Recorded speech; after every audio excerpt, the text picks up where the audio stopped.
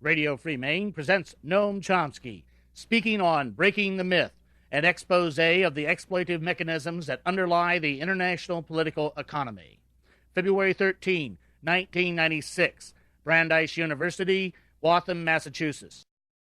The title that was announced is a rather tall order, and I can't possibly try to do more than chip away at bits and pieces of it, which is what I'll do.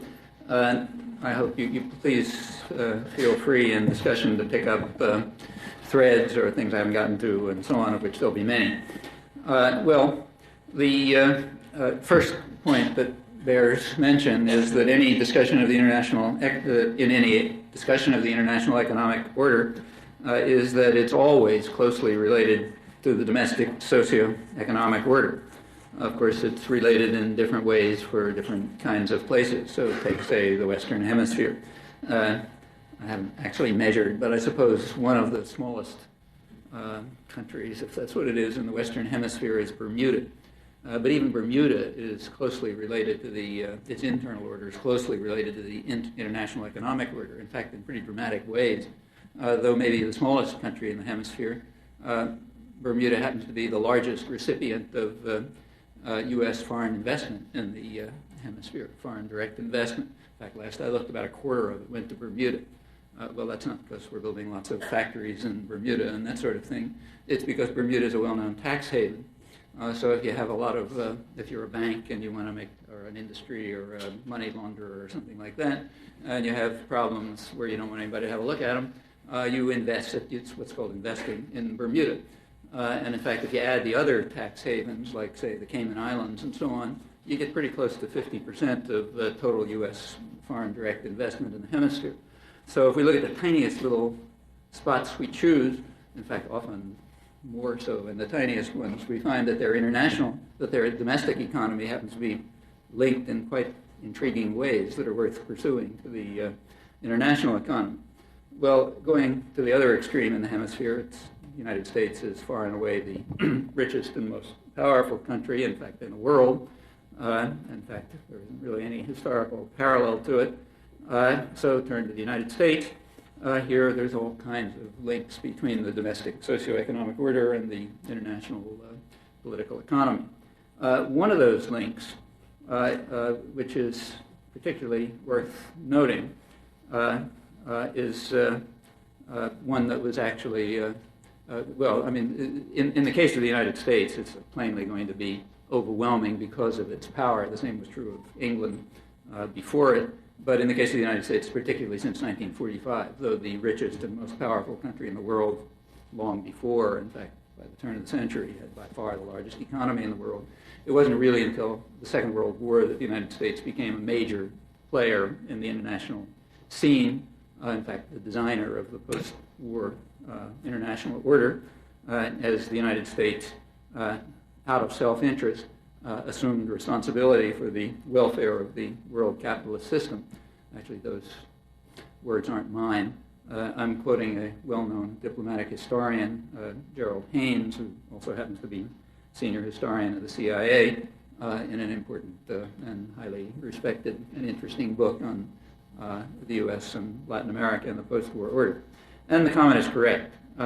The United States did assume out of self-interest responsibility for the welfare of the world capitalist system. Actually, it's only almost correct. To make it actually correct, we have to add a correction that traces back, I don't know how far, but at least as far as Adam Smith, someone we're taught to revere and worship, but not to read, which is a mistake because he's interesting to read. One of the things he pointed out in Wealth of Nations is that there's no such thing as wealth of nations. It doesn't make any sense.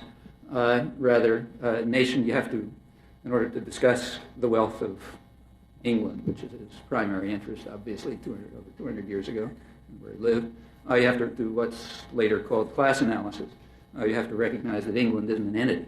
Rather, as he put it, the merchants and manufacturers, who were the principal architects of state policy in England, made sure that their own interests were most peculiarly attended to, no matter how grievous the impact on others, and particularly in the colonies, but also the people of England. And that corrects, that's necessary, that truism, which is what it ought to be, comes right up into the present. In fact, it's only in fairly recent years that these words have been completely unspeakable. So to take the leading American social philosopher of the 20th century, John Dewey, who's incidentally right out of mainstream America, about as American as apple pie in the famous phrase, for him it was equally a truism that politics, in his words, is the shadow cast by big business over society, and if you do things that attenuate the shadow, you won't really affect the substance. You won't change very much.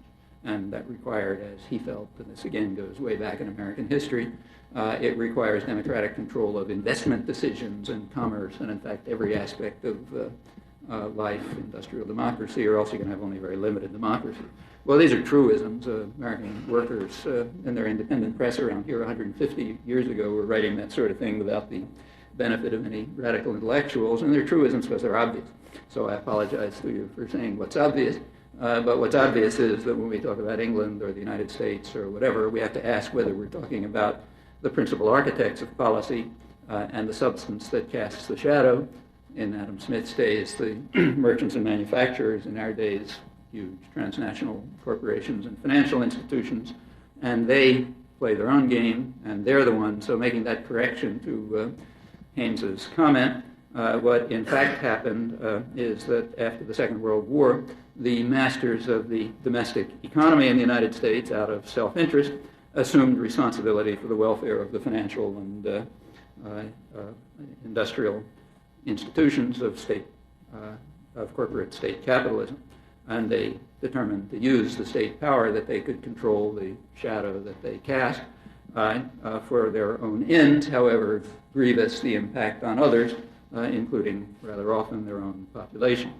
Well, a lot of modern history actually follows almost directly from these truisms, and when we make these slight corrections, we begin at least to approach the real world, as seen incidentally from a rather conservative perspective. I haven't been quoting far-out radicals, but actually the most conservative traditional thinkers.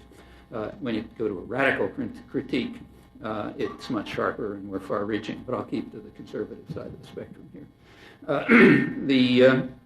Going to the U.S.-dominated global economic order that was crafted after World War II, the United States was in a position of unparalleled domination and wealth and military force and everything else, and its planners knew it, and they designed a world to an extent that had never been seen before. And one of their goals, as they assumed responsibility for the welfare of financial and industrial corporations, was one of the effects was, not surprisingly, that the design that they laid out led to an enormous growth of overseas investment, and in fact was the base, the groundwork for the contemporary multinational corporation. At first they were mostly American, just for reasons of wealth and power. Gradually, as Europe and Japan reconstructed from the war and in part went their own ways, there's a distribution reflecting power. They're still primarily American. U.S., that is, not American in a broader sense. About 25 years ago, there were substantial changes in this international order, in fact, about the only major changes since 1945, and they led to a still closer integration of the international and the domestic socioeconomic orders, a phenomenon that's sometimes called globalization. Here the connections are of a different sort. I'll get to them. But when we look at the international order and we look at the United States, we increasingly find similar structures because something is indeed getting internationalized. In fact, what I think is getting internationalized, and I'll come back to this, is a kind of third world model. If you take any third world society, you pick it, they always have basically the same structure.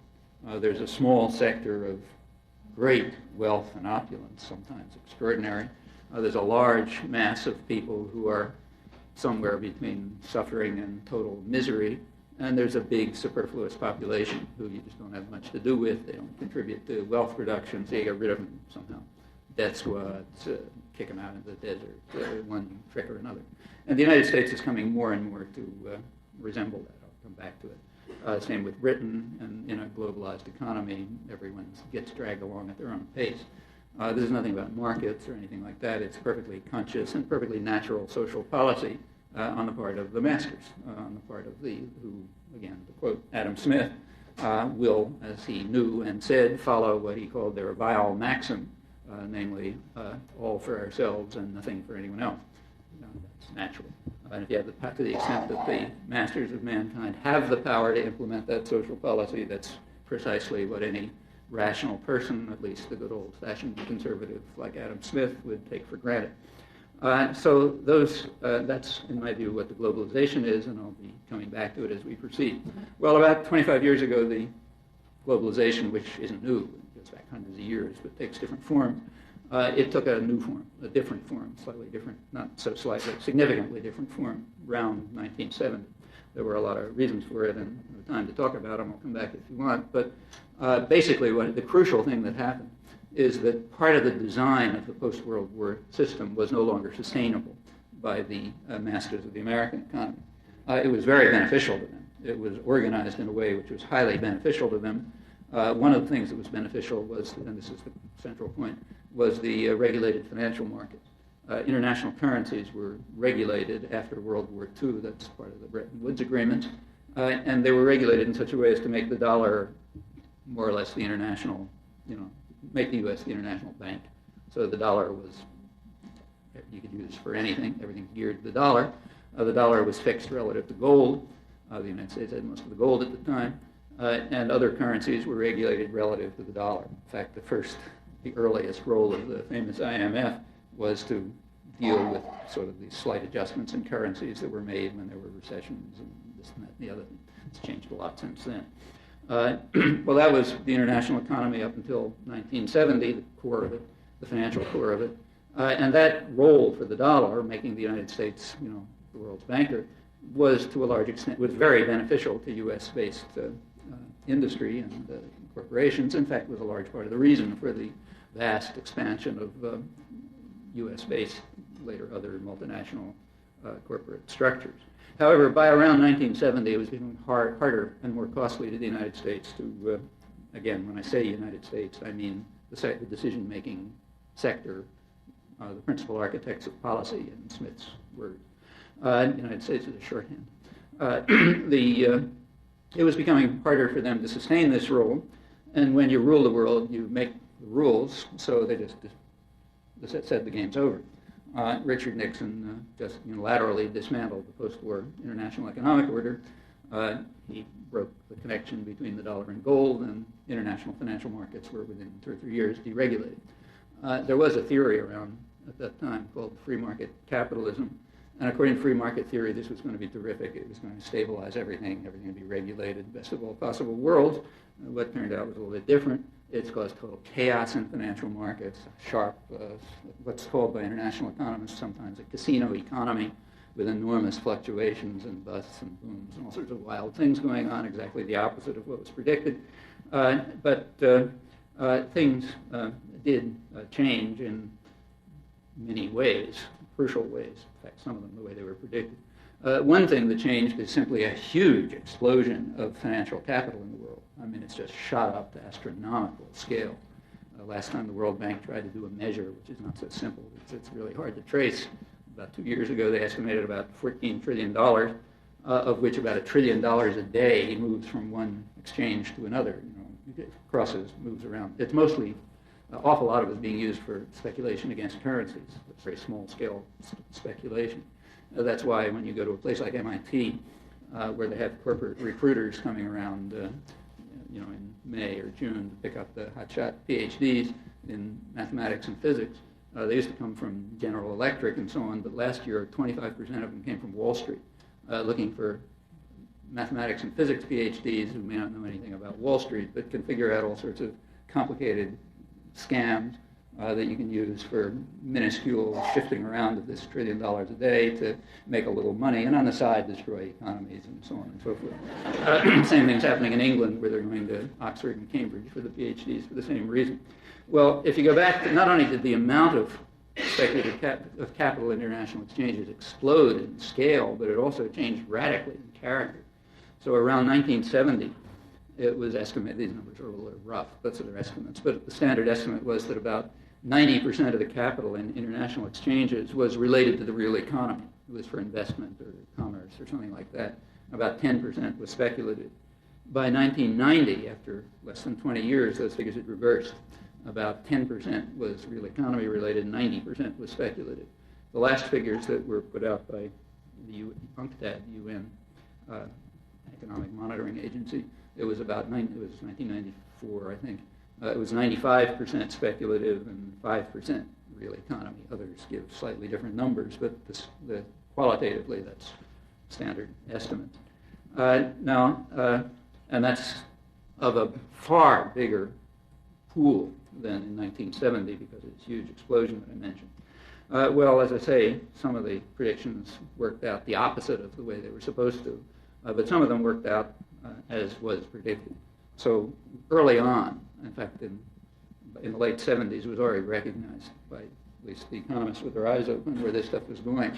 In 1978, the presidential address at the American Economic Association was given by James Tobin, a Nobel Prize-winning economist, well-known economist. It was on this topic, and he pointed out that the effect of this, by then already obvious, huge growth in speculative capital was going to drive the world towards a low-growth, low-wage equilibrium, also very high profit. Because this money is looking for low growth. You can see that when you read the business pages. Growth terrifies financial markets, or unemployment rises, stocks go up, and that sort of thing. And there are good reasons for that, which are well understood. So he predicted that we would be moving towards low growth, period of low growth and low wages, and he didn't say it, but high profits, which means sharper inequalities, in fact, the move towards what in fact is a third world structure, which is pretty much what's been happening for the past 20 years, very dramatically so. There was recently a study, a couple of years ago, run by Paul Volcker, who was the head of the Federal Reserve under Reagan, which tried to look into the fact, it's well known that growth has lowered since that point. Growth's been international growth has been, economic growth has been considerably lower since that time. And they estimated that about half of the decline in growth rates was just due to the increase in the flow of speculative financial capital. Tobin also had a proposal as to what to do about this, rather simple-minded but straightforward proposal.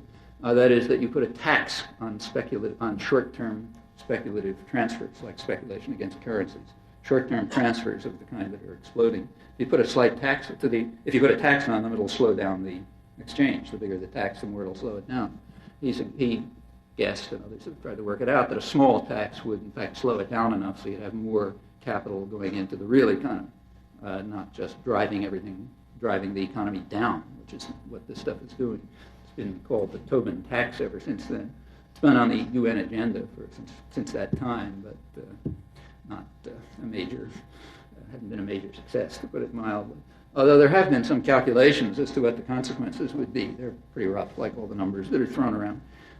One recent estimate is if you had a tax of 0.5% on speculative flows, it's quite small, it would yield on the order of $1.5 trillion a year. To give you a sense of what some of these numbers mean, U.S. gross domestic product is around $7 trillion a year, of which 1/7, that is about $1 trillion, is spent on marketing. Marketing means deceit and manipulation. And furthermore, this roughly $1 trillion on marketing is for the most part tax deductible, which means that the population pays for the privilege of being propagandized. And that's so those are just as a background to sort of think what scale we're talking about. Against that background, there's an estimate of $1.5 trillion plus or minus some measure, which would come from a very small Tobin tax, 0.5% on transfers. And that would also have whatever effect it would have on slowing down the weapons that are driving the world down to low growth and low wages and sharp inequalities. Well, just to see what you could do with $1.5 trillion a year, pursuing the estimates, that would eliminate the annual debt payment for the third world. Incidentally, the debts are going up, not down, as they pay off a hopeless amount of inequality debt. So they're about like 50% higher now than before the whole debt service relief program began about 15 years ago. So $1.5 trillion a year would eliminate not the debt, but the debt repayments, which are a huge burden on most of the world. They would provide basic health care to the whole population of the world, which would, it's estimated, for example, cut infant mortality by about 50%. These are, here too, the numbers are not trivial. UNICEF, in its latest report, estimated that the number of children who die from easily treatable diseases, like a little bit of salt or something, has risen from 11 million a year, which is what it was the previous year, to 13 million a year. And they could be saved for pennies a day, according to the UNICEF estimate, if the masters of mankind didn't have something else on their mind. This same $1.5 trillion could also provide universal access to safe drinking water, which most of the world doesn't have, and which is an enormous factor in death and disease and misery and so on. It could provide primary education for the whole world, including literacy, specifically for women who are out of the system in most of the world.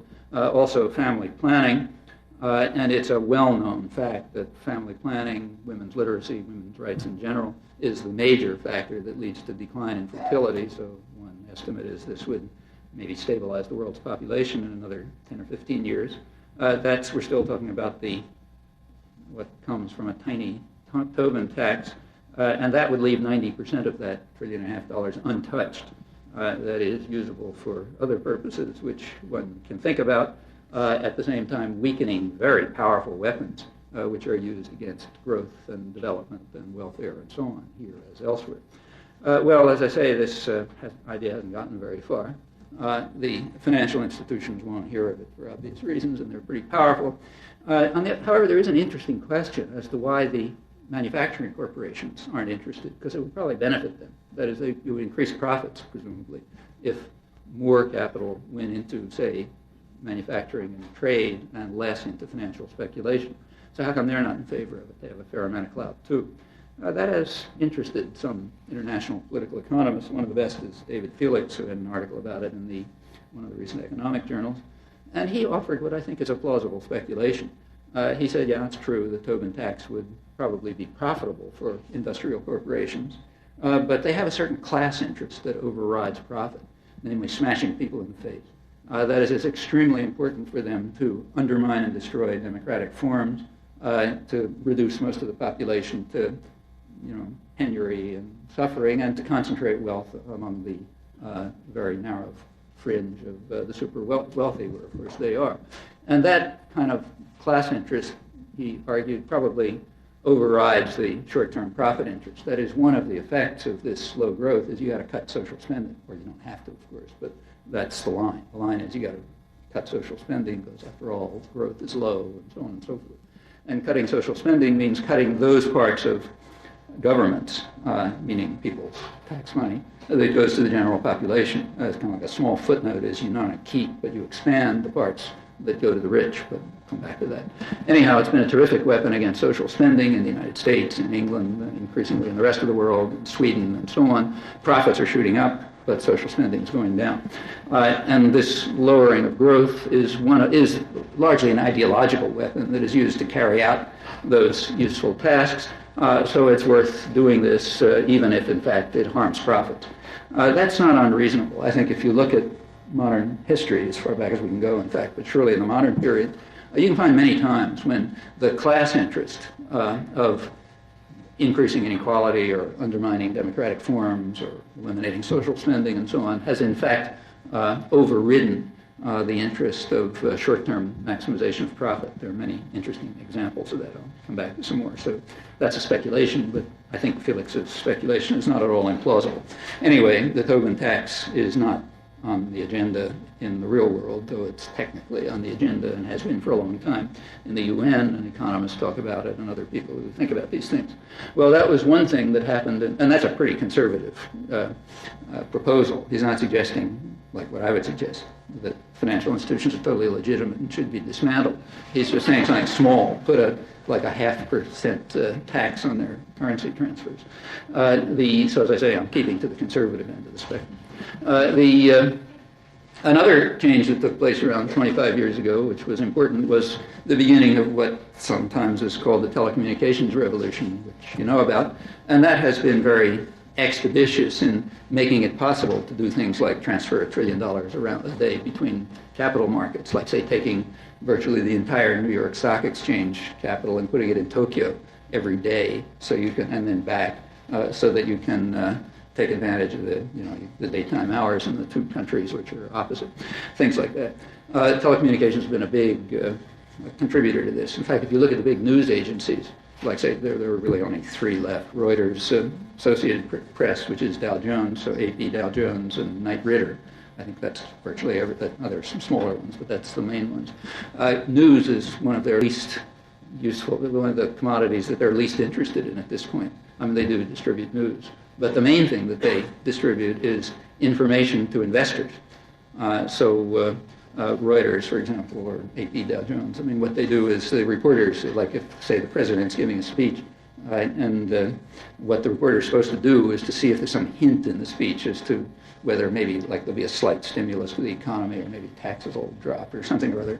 And the minute the reporter picks that up, he races out with his portable telephone, screaming into it and talking to some central computer somewhere and saying the president said X, and then the guy types it out on the computer, it goes all over the world, and $1 trillion a day starts moving around because various people think they can make a little money by moving the money from here to there, and so on and so forth. On the side, there's some news that dribbles out. That's sort of news. That's more and more a reflection of these developments. Anyway, the growth of the telecommunications industry was a big fact of the technology and so on. It didn't have to be used for this purpose, of course. Technology doesn't care what it's used for. It reflects power interests. It has expedited these developments very significantly. A third thing that happened more or less independently about the same time, early, but contributed to the same tendencies, was the huge sudden explosion in commodity prices. Now, the one that made all the headlines was oil price, which about quadrupled early in the 70s. Actually, fewer headlines were given to the fact that coal prices, which coal is mostly a U.S.-based export, they went up by a factor of 8 the year before oil prices went up, and other U.S. exports like grain also went up, and so on. But the one that was important to the masters of mankind was the oil prices. So we all talk about the oil sheiks and all the terrible things they did. Well, anyway, one of the things that happened with the rise of oil prices was that a huge amount of capital got poured into international exchanges in interesting ways, if you look. A large part of that increase in profits went straight to the energy companies. The energy company, because their profits went up even faster than the oil price. Well, the energy companies are U.S.-based or else British-based for the most part. So that's all money coming back to the United States and Britain. Again, every time I say these words, you'll remember who I mean. A little sector of the United States and Britain. So the rise in oil, in fact, it was rather welcome. If you look back, you'll notice that the U.S. did not make efforts to try to get the price down.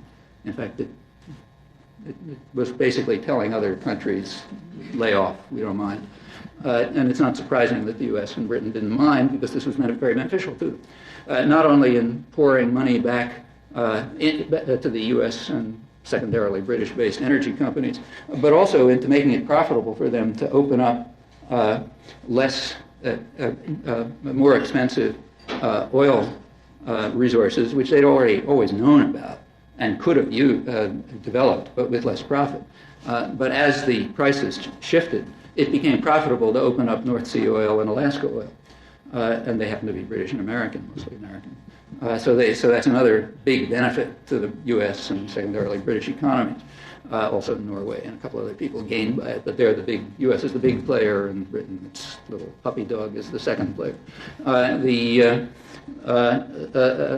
addition to that, a tremendous amount of this capital went straight into U.S. Treasury securities.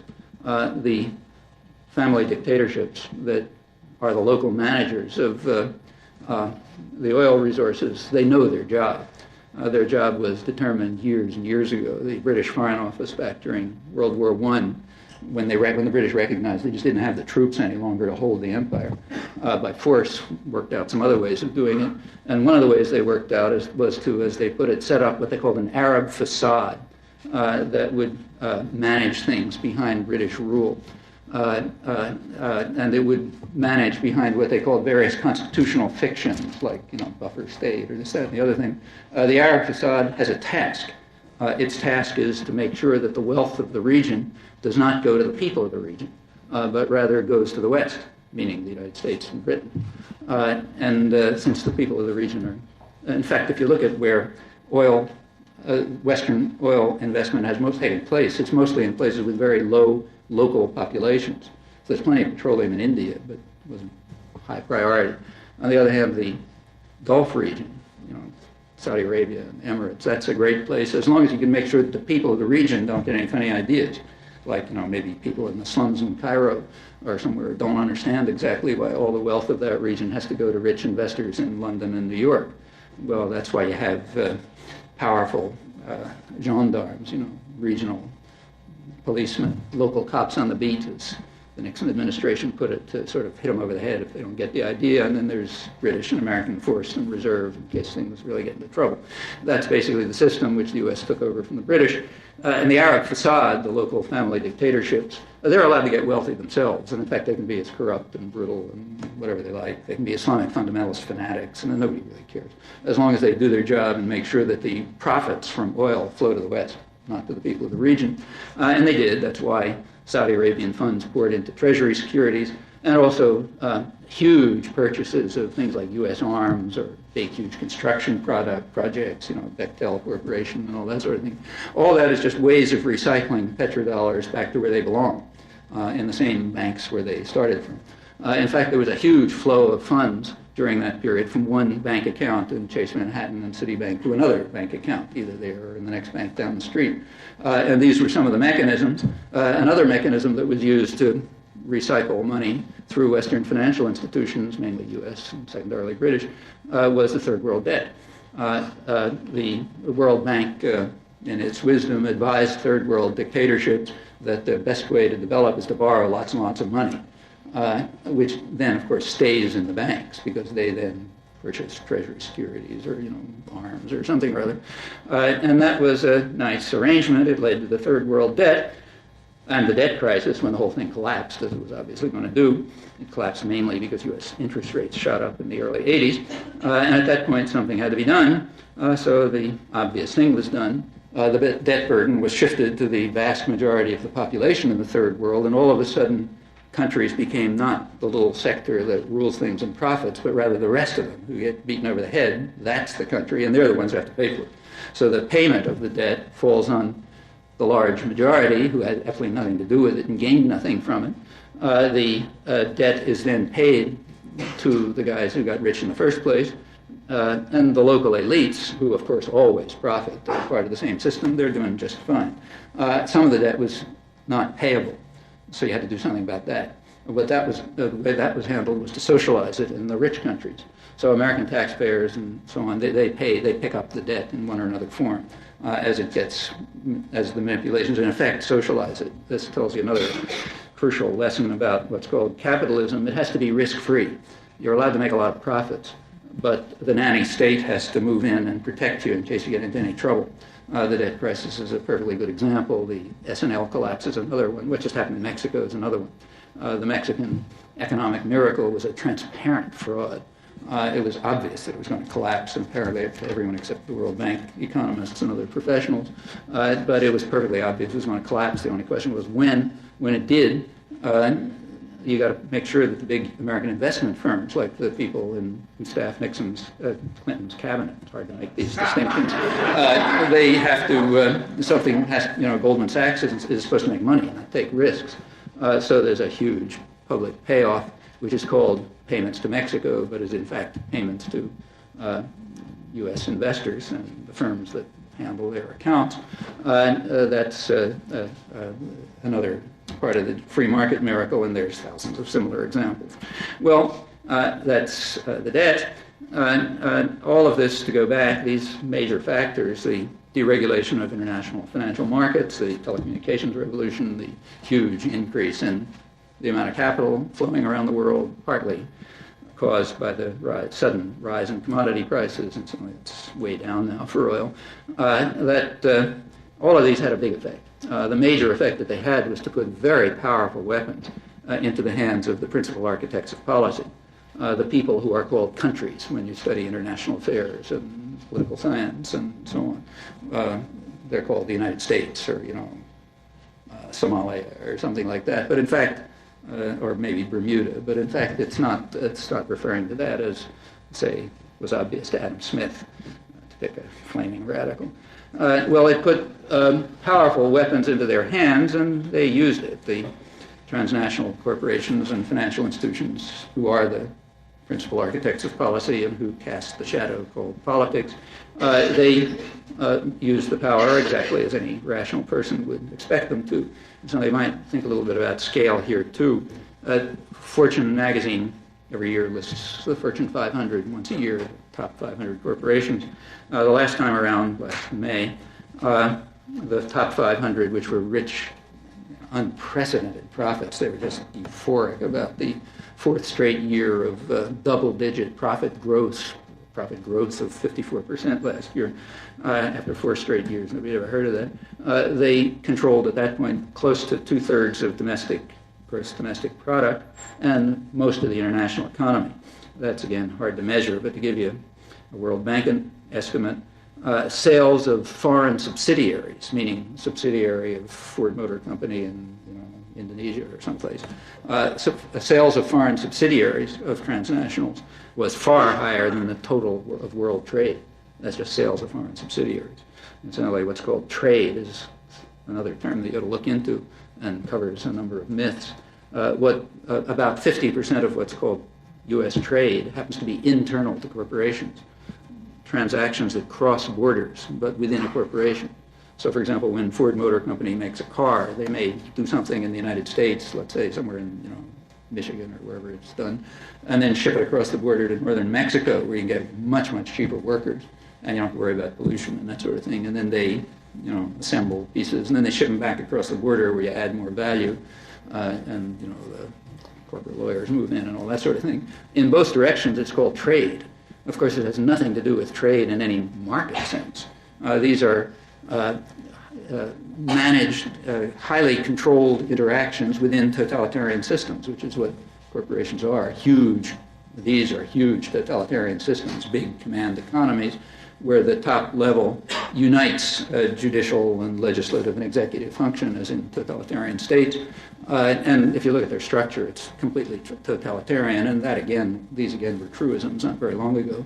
And within these totalitarian institutions, manipulations are made with a very visible hand, no invisible hand moving, and with all kinds of techniques for undermining markets and so on. And that amounts to 50% of world trade, of U.S. trade.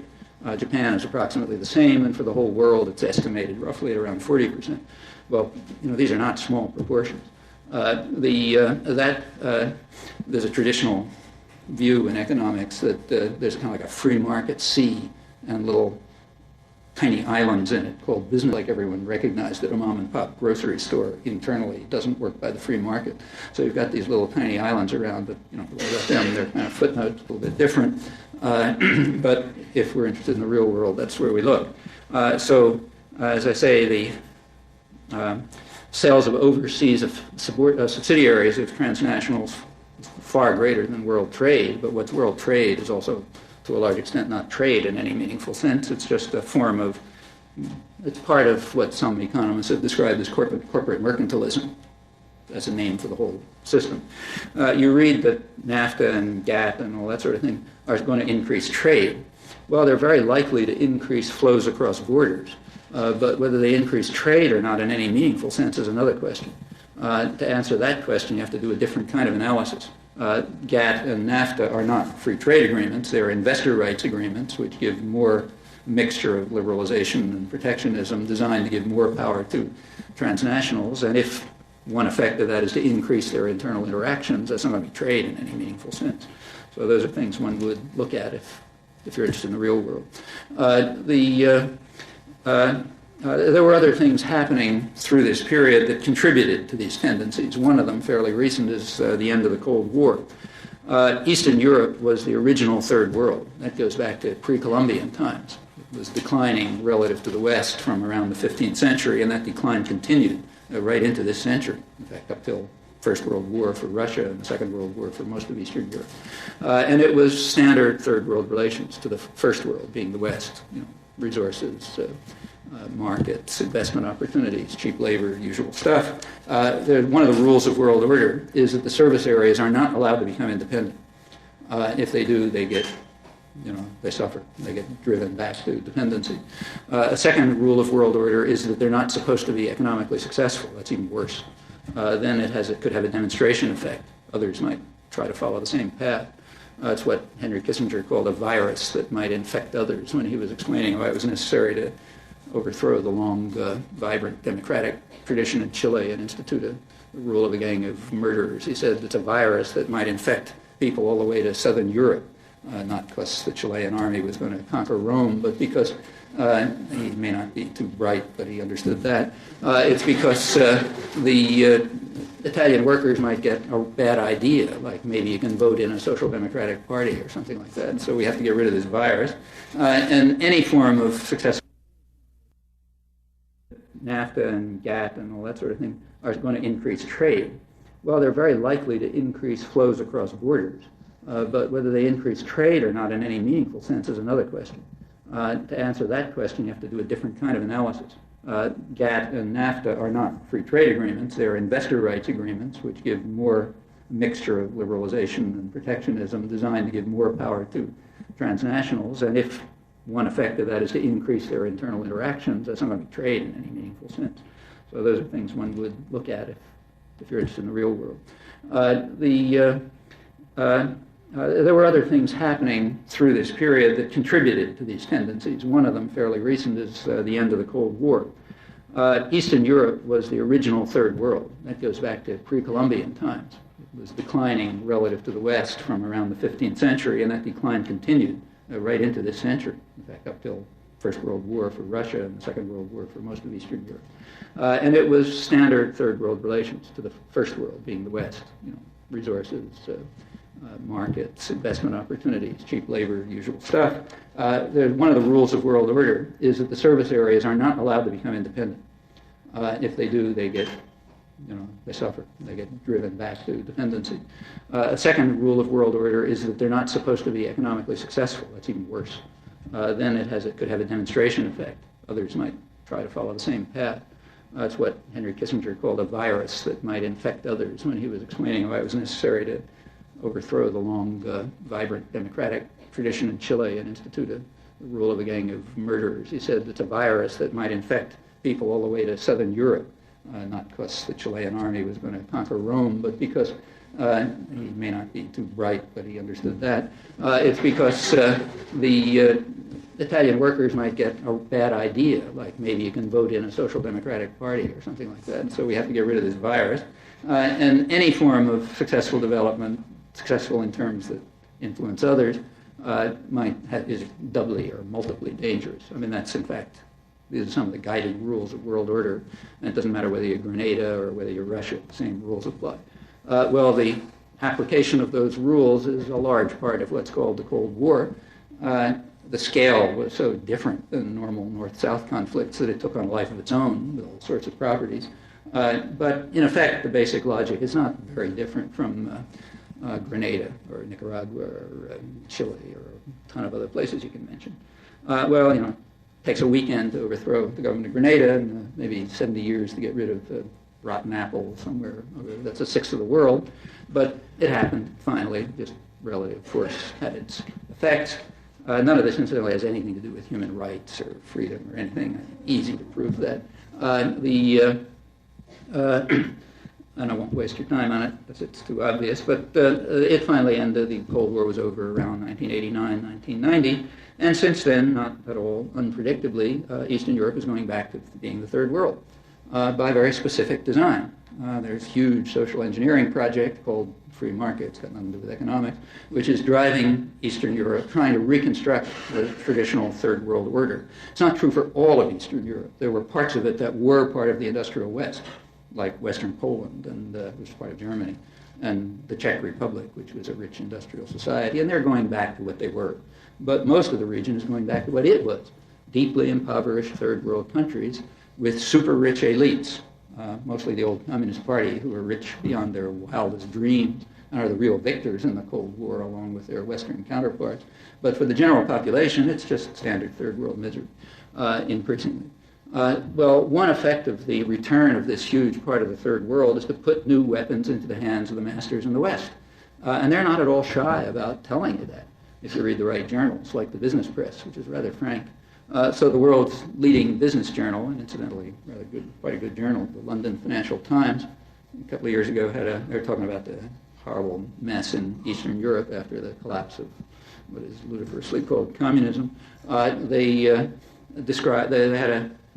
had a big story with a headline that said, "Green shoots in communism's ruins," meaning the whole thing is a total disaster, but there's a few good things going on.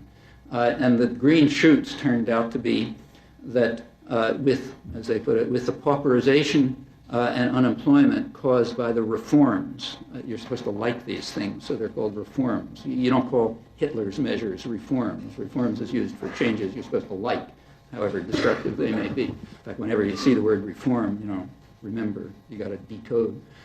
So they said one of the results of the reforms is the pauperization and unemployment of Eastern European workers, which is great because that means that Western investors can now get workers at 10% the cost of what they call the pampered Western workers and without benefits. And as Businessweek chimed in happily, this means that the pampered Western workers are going to have to abandon their luxurious lifestyles because, after all, Volkswagen and General Motors and so on can just move a couple miles across the border and get people who really are beaten down and will work for 10% the wages and no benefits. And in case they get into trouble, the new democratic governments have highly repressive rules to ensure that those guys don't do things like form unions or ask for money or something like that. And since, remember, nobody believes in the free market except for someone else, that's another point. When General Motors or VW invest in Czechoslovakia or Poland, they make sure they get plenty of state protection, high tariffs to ensure them, domestic monopolies, big subsidies, the usual stuff that you get when you invest in the third world in the free market, as it's called. So that's another weapon in the hands of the masters to beat down the pampered Western workers with their luxurious lifestyles. Well, that again has contributed.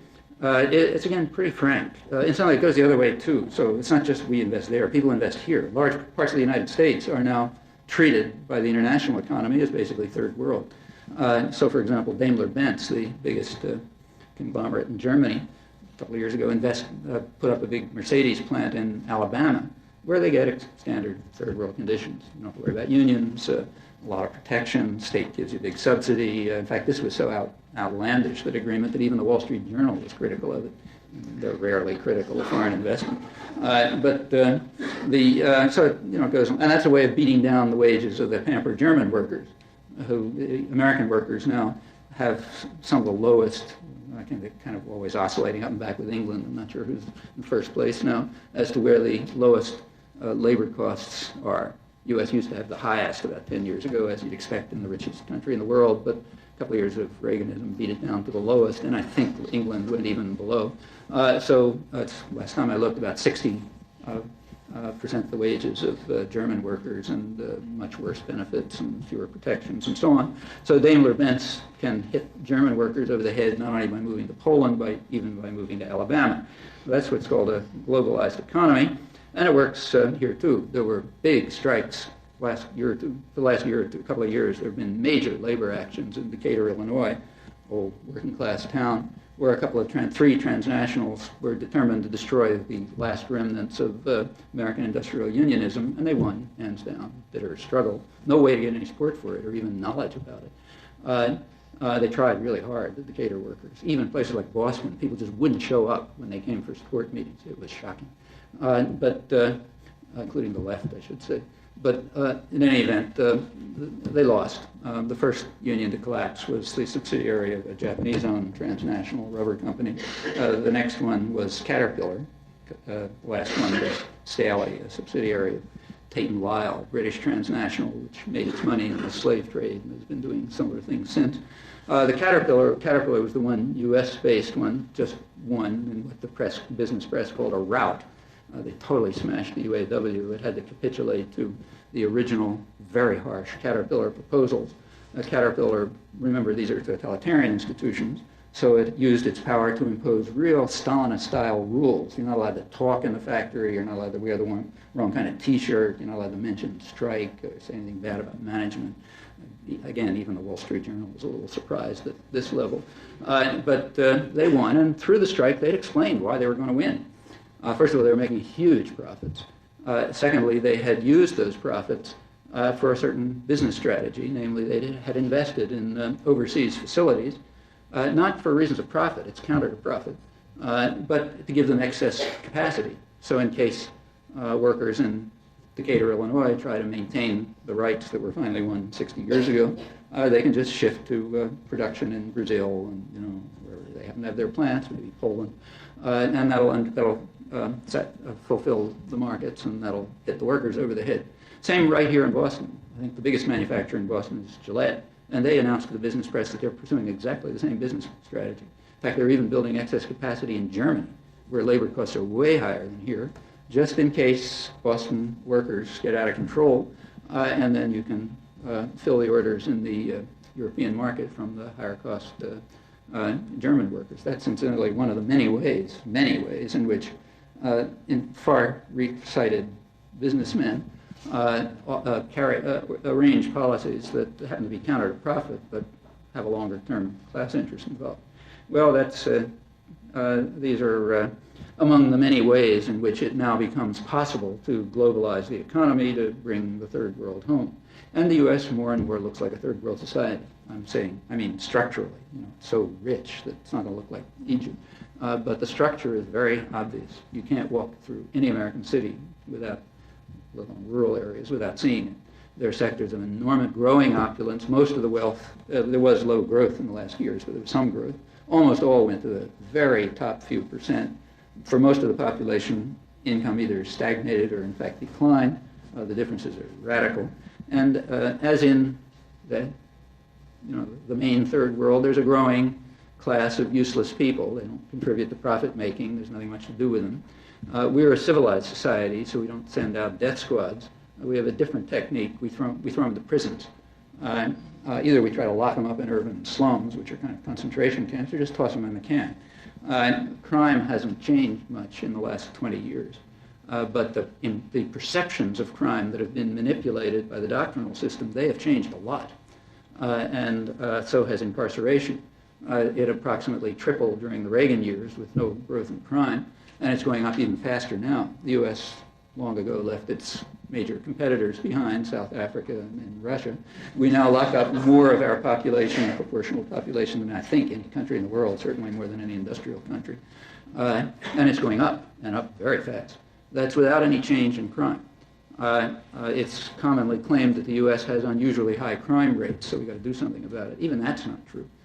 Statistics of international statistics only recently become available, and they're not entirely comparable because slightly different measures are used. But it turns out that U.S. crime rates are, although they're at the high end of the industrial societies, they're not off the scale. In fact, they're usually not even at the top. There's one category of crime where the U.S. is indeed off the scale, and that's homicides in the course of anything, family arguments to robbery. If you look at homicides with guns, it's way off the spectrum in the United States, but that has nothing to do with crime rates. That has to do with the fact that this is the only country at least the only Western country where it's considered, where there's tremendous pressure to allow people to run around waving guns at each other. So naturally, there's a lot of deaths from guns.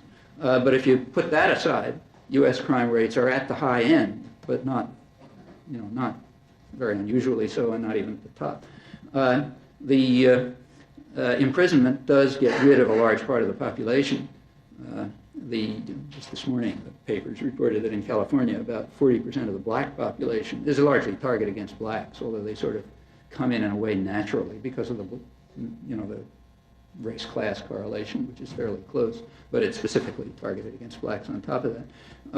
40% of, I think they said 40% of black males between 20 and 30 are in the criminal system in California, either on parole or in jail or something like that. That's a good way to destroy a population. That's the main purpose, certainly, of the so-called drug war, which, again, has virtually nothing to do with drugs, but has an awful lot to do with locking up parts of the population you want to get rid of. And you have to control them somehow. It doesn't matter whether you're a totalitarian state or a democratic state, you somehow have to control them. And there aren't a lot of ways to do that. So everyone hits the same methods, whether their name is Adolf Hitler or something else. Because there aren't a lot, you can't think of many methods, so you always get the same ones. And one of them is to just instill fear and hatred and anger and hatred of the guy next door, or somebody who looks a little different or something like that. That's a terrific technique of social control. And inspiring fear of crime. Crime is real and dangerous, but like I say, it's not unchanged and it's not off the spectrum. Instilling fear of crime, and in particular when you can associate that with somebody really bad, like black crime, and that's what's done very consciously. Sometimes ludicrously, like in the Willie Horton type propaganda, but it's the same is done with welfare. Instill hatred and fear, and those bad guys over there, fortunately another color, so easy to hate and that sort of thing. And plenty of history behind it, as I need not tell you. That's a technique of social control for the whole population. So crime is incarcerating the population has a lot of side benefits. It also you make a lot of money out of it. With the growth of the prison system, that's a piece of the state system, so it's the state economy. And it does give a kind of Keynesian stimulus to the economy. The big investment firms like Merrill Lynch and so on float bonds for tax-free bonds for prison construction. The construction industry makes a lot of money. By now, prison labor is shooting up. That's good, not only because it's very cheap labor, you don't have to worry about unions and benefits and that sort of thing, or even wages, but it also has the nice side effect of undermining wages elsewhere. Because when you can produce things with slave labor, then it has a natural effect in lowering wages elsewhere. It's even gotten to the scale where high-tech industry is getting interested. About a year and a half ago, the Wall Street Journal had a story on how high-tech firms are beginning to recognize that there's another ripoff out there alongside the Pentagon to get the public to pay your costs. You can invent, crazy surveillance systems with supercomputers and implanting electrodes in people and so on and so forth. And that's a way of getting the public to pay the costs of research and development and so on, which is primarily what the Pentagon's for. It's not the scale of the Pentagon, but growing fast, in fact. People talk about the threat of the explosion of healthcare. Well, yeah, it's true because of our utterly incompetent, inefficient, privatized healthcare system, which has the highest administrative costs in the world and so on. But security system's growing even faster, and consciously and purposely, because that's a good one. That puts money into the right buckets, as well as getting rid of the wrong part of the population. So that's just another aspect of bringing the third world home, and a very important one for its human consequences. Well, let's look at another aspect of the doctrinal system. One of the things that's supposed to be going on is a great new era of free trade. Well, here there's both a kind of descriptive and a normative side to it, that is what's happening and is it good or bad. The descriptive side is that we're in a period of liberalization and open markets and free trade and all that kind of stuff. And on this, even the critics agree. So if you read the critics of what's called neoliberalism or, IMF and so on, they agree, yeah, we're moving into a period of free trade. Then there's the normative side, which says it's a great thing. That even has a name. It's called the Washington Consensus. Meaning U.S. government and the World Bank and the IMF and all the guys who matter. So the Washington Consensus says that the path to development and growth and prosperity is free markets and all that kind of stuff. Well, let's take a look at the descriptive side. Is there an increase in free markets, like say trade? Well, I already mentioned one small aspect of that you have to bear in mind. What's called trade is, to a large extent, corporate mercantilism. But when you look at the whole system, you have to remember that there's a difference between free market doctrine and what you might call really existing free market doctrine. That is the way it really works. And the way it really works is and always has been double-edged. means free markets for you, but not for me. It's like VW and GM. Yeah, you guys over there, you have market discipline, but we get protection. That's history. That goes back to the British in India. It's the whole history of U.S. development. In fact, every developing society, every developed society has used that method. We ram liberalization down the throats of people we control, but we have a developmental state with high protective tariffs and plenty of state intervention and so on and so forth. If there's anything that's general in economic history, it's that. You ask why India looks different from England or why India looks different from the United States. That's essentially the reasons, large part of them. No time to talk about these details, but that's absolutely true. Just to give you an example of how, in fact, not true, it's well known. So if you look at the standard economic historians, they point out that it's an utter myth that free trade has been the engine of growth. In fact, historically, protectionism has been the engine of growth, and liberalization has been a device that has driven the third world into its present form. The differences between the first and third world weren't very great in the 18th century. In fact, sometimes they were reversed from today. But now they're huge, and this is one of maybe the most important of the factors. You might notice, just to illustrate, that outside of Europe, there's two parts of the world that developed, namely the United States and Japan and its region. The rest were smashed. Those also happen to be the two parts of the world that resisted colonialism. The U.S. the path toward independence, and Japan was able to resist colonial aggression. As a result, the U.S. and later Japan and other countries of Europe were able to follow the British model. That is very high protection, powerful state, strong intervention into the economy, and ramming liberalization down the throats of your colonies like India, U.S. and Japan. Japan didn't do it, interestingly, for its colonies. It developed them, unlike the West, which is why Korea and Taiwan are newly industrializing countries. But those are the regions that developed, the ones that were subjected to what is now called the Washington Consensus. Yeah, that's India, Egypt, Africa, Philippines, most Latin America, and so on. Well, a lot to talk about here. Time's short. I'll come back if you like. And this is exactly the same today, just coming to today. The Financial Times a couple of weeks ago had reviewed a big new study of the 100 top transnational corporations on the Fortune list of transnationals. Turns out of the top 100, 100 of them, that is all, had benefited from interventionist policies of their own government to protect them, and 20 of the 100, according to the study, would not have survived if it had not been for massive state intervention, meaning taxpayer subsidy, like when Reagan rescued Lockheed or Continental Bank of Illinois and so on. That's 20 out of 100 which survived because of state intervention, and 100 out of 100 that have benefited from it. You see this pretty dramatically right in the United States in recent years. So the Reagan administration was full of talk about the wonders of the market, but to the business community they were talking a different line. There they were boasting that they were more protectionist than any post-war administration, which was an understatement because, in fact, they were more protectionist than all post-war administrations combined. They had doubled import barriers, meanwhile pouring public funds into private industry, largely through the Pentagon funnel. And, in fact, that's the reason why the U.S. has a steel industry and computers and,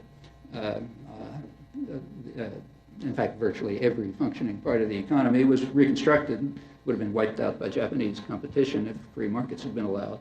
But it was free. Japanese imports were barred effectively, and money was poured in to allow U.S. industry to recapitalize. Right now, you'll notice that we're supposed to be in a budget crunch and everything's being cut, like, funds for school lunches and so on. Not everything's being cut. One thing's going up, namely the Pentagon. That's going up, and the Heritage Foundation, the big conservatives say, yeah, that's got to go up. Not because we're facing any threat. I mean, talk about the U.S. facing threat isn't even a joke. But it's because people who live in, say, Cobb County, Georgia, are facing a threat. It's Newt Gingrich's district, which gets more federal subsidies than any remotely comparable one in the country. Well, Newt Gingrich is the biggest welfare freak in the country by far, and to keep his rich constituents even richer, you have to make sure that the nanny state pours money into their pocket, and the Pentagon is the main way that's done, so that budget has to go up. tough love and all that kind of stuff is fine for 7-year-old kids who have to learn responsibility if they're hungry, but not for rich folk in Cobb County. If they were subjected to market discipline, they'd be out selling rags or something. But as long as they've got the nanny state pouring money into their pockets, they're doing just fine, and therefore the Pentagon budget has to go up, as it's doing. This has gotten to the point where the business world itself has even forgotten what capitalism is supposed to be. Like the Wall Street Journal had a front page lead story a couple of weeks ago in which they were comparing two states and their business strategies, Virginia and Maryland. We're talking about how they had of course, both trying to be very business friendly and support entrepreneurial values and all that sort of thing, but they did it in slightly different ways, and it was comparing these ways. Well, you look closely, it turns out it's not Virginia and Maryland. It's the parts of Virginia and Maryland that are suburbs of Washington. And in fact, the two ways that they had picked were in fact slightly different. Maryland had tried to develop biotechnology, figuring that the biggest cash cow was going to be the National Institute of Health, and Virginia had been concentrating on high tech, figuring the biggest cash cow is going to remain the Pentagon. So their different business strategies were which part of the public sector can we rip off? And it turned out that Virginia was a little better in its entrepreneurial values, so they were doing better. As I say, these guys don't even remember what capitalism was supposed to be. What it is market discipline for poor people, third world, of course, and poor people at home, but plenty of protection for us. And if we get into trouble, you bail us out. It'd be hard to find an exception to this, and in fact, it goes right through history. Well, let me just briefly comment on the normative side, and then I'll stop. There's a normative aspect to the Washington Consensus, namely it's supposed to be a great thing. Well, there is some evidence, like a couple hundred years of history, which happens to be on the other side, but that's just facts. So let's put aside the facts and just look at the theory, which is what's important. There's a recent article on this, which I really urge that you look at. It's by one of the real leading lights of modern economics, Paul Krugman, very smart guy, one of the real hotshots, and pretty interesting stuff. It's an article that appears in International Affairs. That's the Journal of the Royal Institute of International Affairs, and it's in their 50th anniversary issue, so a very big, prestigious publication a couple of months ago. Krugman makes basically 4 points. His first point is that this is his field, incidentally. He's the top expert on international trade theory and all that kind of stuff. He says, first thing we have to remember is that we don't really know what's going on. There's no economic theory that has much to say about questions like development and that sort of thing. He counsels humility. Just let's admit we don't know much. Second point he makes is, at any moment of time, he runs through recent history, last 50, 60 years, at any moment, economists and public intellectuals are supremely confident about what the proper method of development is. That's point 2. Point 3 is, 20 years later, it's reversed. It's the opposite that turns out to be the right method, and they're still equally confident. So you're always supremely confident, but there's cycles about what you're confident about, and nobody really knows what's going on anyway. The fourth point that he makes, which is really just one line, is he says toward the end, he says, well, some people say that these positions are taken because it serves the interests of powerful people and institutions. He says, doubtless that's true, yeah, and doubtless that's the whole story. So if we take the throwaway line and we spell it out, we have pretty much a picture of the way it works, and incidentally what people are being trained to do in the good colleges, places like this and MIT and so on. You have to not notice what's going on in the world and just remember these lessons. Unmentioned is that there have been massive experiments, big social engineering experiments conducted on experimental animals who can't answer back for a couple hundred years. It goes back certainly at least to what was called the permanent settlement in India back in 1793 when the British totally reorganized the place, and it goes right up till today. The experiments in Eastern Europe, structural adjustment in the third world, stuff that's being done here, and for the urban population, so on, huge experiments, not based on any knowledge, of course, but with tremendous effects. And there's some very striking consequences if you look at these experiments. They're almost always what are called failures, and in fact recognized to be, like the permanent settlement in India, which just totally changed the place and put it under landlord control. The British did do an analysis of it about 50 years later, and they realized, it's a total disaster for the population. But they did point out that it had some good sides. Like it created an Indian upper class, which had a stake in British rule. And it created devices to control the rest, and although they didn't say it, it enriched the right people in England. And that's a very typical aspect of the experiments. The designers always seem to do fine, In fact, if you can find an exception, it'd be interesting. But the people who designed and conducted the experiment, it turns out to be very successful for them. It's often a disaster for everyone else, but that's kind of incidental. Maybe they gain, maybe they lose, but it's sort of incidental. The one thing that's a constant is that the experimental designers do a fine job. And incidentally, the experimental animals, they don't sign any release forms. They're just the wrong end of the gun, so therefore they can be experimental animals. Well, that's another sort of pretty universal feature of modern history. There's more to talk about about myths, but I'm way over time. So let me just make a final comment. There's nothing new about the period we're in now. I mean, it's a very ugly and grim period for most of the population, and in fact getting worse. It's a big attack on democracy, even on markets, if you look closely, and certainly on rights. It's not the first time. There was a period which was called the gay 90s, you remember, exactly 100 years ago. It was really gay for a little percent of the population who were just doing fine. For most of the population, it was a total disaster. There was a big emigration of farmers from the central United States to Canada because they couldn't take it anymore. Urban workers were getting smashed by the state security forces, murdered. Unions are being destroyed around Pittsburgh, Homestead, Pennsylvania. It was 50 years before they were even willing to talk to people. I was talking to some labor organizers recently. One of them comes from there. He says when you talk to 80-year-old people, they still are afraid to talk to you because of the totalitarian structure that was imposed by force on the major industrial areas. That was the gay 90s. Well, it wasn't the end. Struggles continued, changes took place, and they made a lot of progress. In the 1920s, it looked even more extreme than now. It looked as if it was going to be, they were talking about, the end of history, perfection, total control by the business classes, no labor role in anything, no democracy, just control in the right hands. Well, it turned out not to be quite true. In the 1930s, there was mass popular mobilization. The United States was, in fact, shifted sort of into the mainstream of industrial society with the New Deal. That set off a huge counterattack, which has been going on since and has been accelerating in the past 20 years. And in a way, we're sort of back to the 20s in some respect. But, this has been going on over and over again. It's the end if you decide that it's the end. Other than that, these are very fragile institutions. They have no particular legitimacy, in fact, none in my opinion. And there's no reason why why the shadow can't be attenuated and why the substance can't be directly attacked. But that's a matter of choice, not any kind of law, whether of either physics or economics, to be ludicrous. Okay, I'll stop.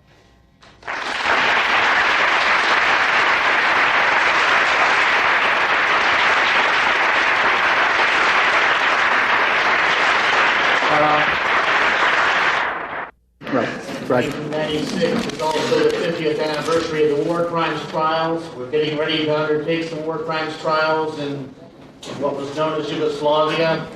You've mentioned Richard Milhouse Nixon tonight quite a bit, one of our major war criminals here in America. Would you like to make some comments about war crime trials and whether or not they're a myth or a reality? War crimes trials are, the people who are coming under trial in former Yugoslavia, they deserve trial. They're war criminals. And the original war crimes trials in Nuremberg, those guys were maybe some of the world's worst criminals. Tokyo, it's not so obvious. There was a Tokyo tribunal too, and that's a more mixed story. However, there's one thing about war crimes trials. In fact, it was established as Nuremberg. Are you hearing me? Yeah? Yeah? Mike sounds like I'm not hearing it. Are you hearing me? Yes or no? No. Well, somebody know what happened? Any high-tech wizards around here? I'll talk as loud as I can. The basic principle of war crimes trials was in fact laid down at Nuremberg, very explicitly. A crime was defined at Nuremberg as a crime that they committed and that we didn't commit. And that was explicit. So it was considered a defense at Nuremberg if you could show that the Americans and the British did the same thing. Like one of the major, Admiral Dönitz, one of the major German Nazi submarine commanders, had a successful defense. He brought an American naval commander and said, yeah, we did the same thing. Urban bombing, which was massively destructive, was not considered a crime. The reason is because the U.S. and Britain ended up doing way more of it than anyone else. And in fact, if you run through the list, that was pretty explicit.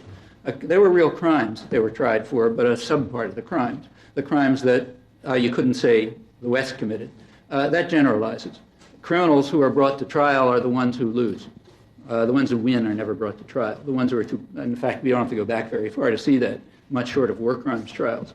There happens to be one major country that was condemned by the World Court for aggression, technically, for the unlawful use of force. That was just 9 years ago. The reaction to that was that the government, it happens to be us, the Congress reacted to that by increasing instantly the unlawful use of force, increasing the funding for the terrorist forces attacking Nicaragua in this case, that the U.S. was condemned for and ordered by the World Court to stop. Furthermore, the aid to them, which the World Court determined was not humanitarian aid, was military aid, continued without end, right to the end, always called humanitarian aid. You can check the press and the journals and so on and see if aid to the Contras in 1989 was ever called military aid. You'll find it was 100% of the time called humanitarian aid. In fact, the decision of the World Court was never even reported on these issues. The World Court does not condemn the United States. In fact, the reaction to the World Court decision across the board was that the decision discredited the World Court, which must be under Russian control or something like that. They literally said that. It's a Harvard professor, quoted in the Washington Post. So the World Court was simply dismissed because it's saying the wrong thing, bringing the wrong people before the bar of justice. And that's what war crimes trials are. It's not that they're wrong, but one of the principles of the law is supposed to be that it's not selective. And by that standard, it's not even a comedy. Our news media and educational establishment are pretty much either in the hands of or easily affected by the super rich, which are controlling a lot of what you're talking about in the world's capital flow and in industry. Have there been known yet any particularly effective models for either destabilizing the news and educational media from being in the hands of the super rich? Very well known. Particularly effective models? Sure, very well known. We've done them in our own experience. In fact, I'm very critical of the media, but they're a lot better than they were 30 years ago. Much more open, there's much less coverage, because they're trying to cut down news coverage. But if you look at them, the kinds of things that come up in the media today, you couldn't have imagined coming up 30 years ago. Well, there's reasons for that. The main reasons are that it reflects the cultural changes in the general population since the 60s. There was a lot of ferment in the 60s, but it really expanded in the 70s. If you look at the big popular movements, they're mostly from the 70s. The environmental movement, the feminist movement, the solidarity movements, and so on. They expanded even farther in the 80s, got much bigger, deeper rooted, and that had its effects in many ways. For one thing, people in the media, a lot of them came through those formative experiences. They were changed like everybody else was changed. For another thing, any institution is going to have to reflect, even in a totalitarian state, the institutions are going to have to reflect what's going on among the public in some way, in a more democratic society like ours in many ways. Beyond that, there's all sorts of, there's certainly a possibility of creating alternative media. Radio Free Maine is what we have, but in other places they have a lot more. Actually, Boston is an unusual city, and it doesn't have community-based media. A lot of places do, most. And when I travel around the country a lot, and you see the difference. You see the difference in a community that has a community-based radio. Boston happens to be a pretty active city, but it's very isolated, fragmented, no communication and so on. Well, partly because we don't have community-based media, but they're possible. Take, say, cable television. That offers endless opportunities, and it's just that people aren't using them. And a lot of other things like that. So sure, plenty of strategies. Quite beyond that, let me just say that a little over the horizon is the question why you should have corporate media altogether. What right do private tyrannies have to dominate the communication system? Well, answer, they don't have any more right than Bolshevism and fascism.